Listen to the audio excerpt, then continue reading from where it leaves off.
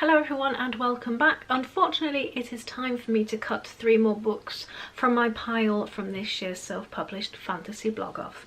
As I've said before, I have 30 books and only one of them can be my finalist. I have an interesting mix of books for you this time and I'm hoping that you see something that you're interested in. The first book that I'm going to be cutting this time round is Deliverance of the Blessed by A.B. Endicott. As with all blessed in the first country, Kayleen is held behind the stone walls of the sanctuary for the protection of others. She has found friendship and loved, although her world falls apart when Luca is killed in an accident. A chance encounter gives Kayleen's life new purpose, and she and her friends set off on a path to reach beyond death itself. Unfortunately, this was a book that I did not finish. I really enjoyed the setting and the clear feeling of friendship that had already built up between the group. It had the feeling of a magic school environment and that these people had grown to know each other throughout the years. They're all interesting to read about and we begin to explore what their blessings are at the start of the book. I also thought that the feelings of grief and how hopeless everything can feel was so very well done. However, I began to realise that I was failing to connect with the story as a whole, as there was a lot of backwards and forwards further on in the book as we explained how we got to what we were doing at the start of the book. It felt a touch jumbled, as if we were going round in circles. I also had the impression that I should know something more about the world than I did, and as such I decided not to continue on reading the book. The next book that I will be cutting is Survival's Edge by Casey White. Life was going great right up until Tara died.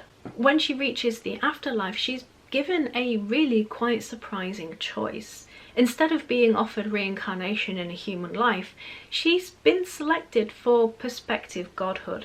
If she can claw her way to divinity, she will be the first new blood to join the pantheon in quite an age. One problem though, to claim her place, she has to kill the old god that's already there. I'm really not quite sure what I expected from the cover, but this wasn't it. It's really far more brutal than I was anticipating. I really liked the scenes depicting the entrance to the afterlife. It was some really quite spooky and atmospheric writing. And I loved the sense of bewilderment that came through after the opening events, because I can just understand how bewildering the whole situation must have been. Then it becomes an absolute whirlwind. The pacing is fast, almost too fast at times. Events over months just whiz past and then suddenly we have a fight scene that goes on for pages and pages. This was a very fast read and such an amazingly original concept. I just feel like we've missed quite a bit of development with just how fast-paced everything was throughout.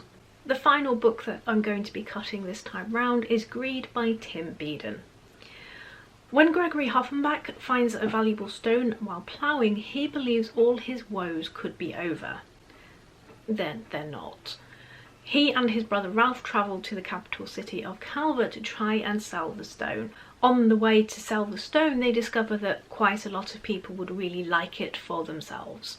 They're drawn into plots and deals and all Greg wants is a new plough. I really enjoyed the opening to this, but unfortunately I didn't finish this one and I stopped around about the 25% mark. We had a really good introduction to the characters and it is clear that underneath it all the brothers do actually care for each other.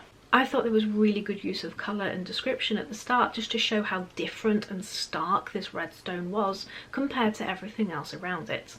I wasn't sure though about the interlude fairly early on where there's a fourth wall break where a mysterious narrator explains to us about world and history and where we are in things. However, once we got back into the world after the interlude, I felt that the plot became quite rapidly repetitive and the dialogue felt more like a series of snappy pop culture one-liners that felt really quite at odds with the rest of the descriptive writing. So those are the 3 books that I am cutting this time round. Maybe you found one that you would quite like to read. Thanks for watching and I shall see you all soon.